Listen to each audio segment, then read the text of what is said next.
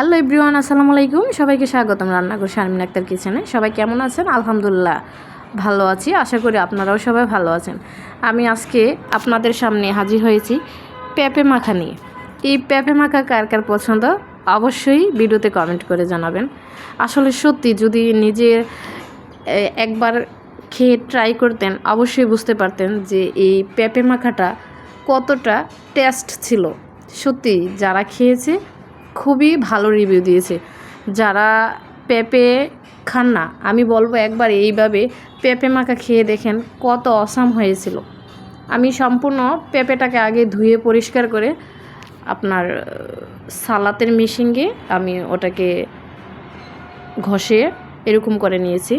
আপনারাও সেম পদ্ধতিতে আমার মতো এরকম করতে পারেন। আমি ঘষা নেওয়ার পরে আমার মনে হয়েছে একটা ভিডিও করি, তখন আমি এগুলোর সাথে দিয়েছিলাম শুকনো মরিচ আর সাথে দিয়েছিলাম অনেকখানি তেঁতুল। তেঁতুলটা দেওয়ার কারণ ছিল পেঁপে তো পেঁপে একটু মিষ্টি মিষ্টি হয়, তবে এটা কাঁচা পেঁপে মিষ্টি ছিল না। আমি বেশি করে তেঁতুল দিয়েছি আর একটু লবণ দিয়েছি যাতে এটার ফ্লেভারটা হয়তো অন্যরকম আসবে, তবে এটা মুখে দিলে যাতে আমের মতো বোঝা যায়। আম তো টক থাকে, তারপরে চিনি দিলে একটু মিষ্টি মিষ্টি ভাব আসে।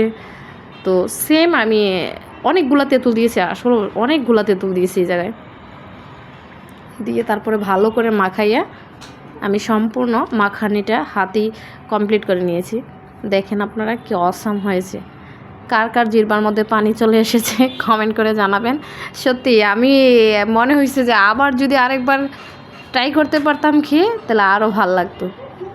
সবাই ভালো রিভিউ দিয়েছে।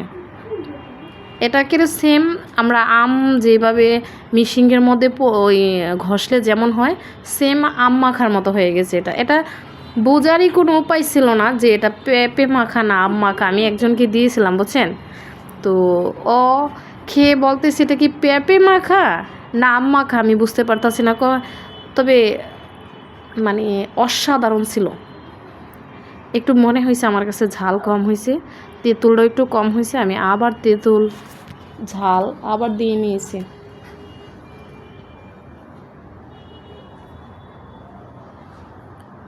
যেই গরম পড়তেছে না, যারা একবার এইভাবে বানিয়ে খাবেন বারবার খেতে মন চাবে। এইভাবে একবার ট্রাই করে দেখেন বাসায় কেমন হয়েছে। অবশ্যই আপনারা আমার ভিডিওতে এসে কমেন্ট করে বলবেন আপু সত্যিই অনেক টেস্ট হয়েছে।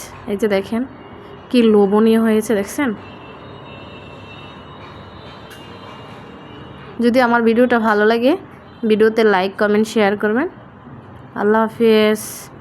ওই অবধি পর্যন্ত সবাই ভালো থাকবেন এবং কি নতুন আরেকটি ভিডিও নিয়ে আসা অবধি পর্যন্ত সবাই অপেক্ষা করবেন। আর যারা আমার চ্যানেলটা সাবস্ক্রাইব করে নাই, প্লিজ আমার চ্যানেলটা সাবস্ক্রাইব করে দেবেন। আল্লাহ হাফেজ।